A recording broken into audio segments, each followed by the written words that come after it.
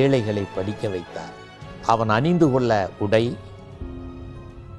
அதை விட ஒரு கருணை பாருங்கள். செருப்பில்லாமல் என் குழந்தைகள் நடப்பதை நான் அனுமதியேன் என்று சொல்லி ஏழைகளின் வீட்டு அத்தனை குழந்தைகளுக்கும் இலவச காலணியை வழங்கி அந்த குழந்தை மகிழ்ந்ததை என் தலைவன் பார்த்து பார்த்து மகிழ்ந்தார். இப்படி ஒரு தலைவன், இப்படி ஒரு முதல்வர் நீங்கள் எங்காவது பார்த்ததுண்டா?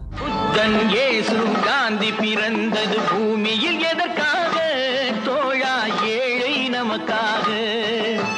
கங்கை யமுனை. ஒரு மனிதன் ஆரோக்கியமாக இருக்க வேண்டும் என்றால் பல் துலக்க வேண்டும். பல்பொடியை கொடுத்தார். இப்படி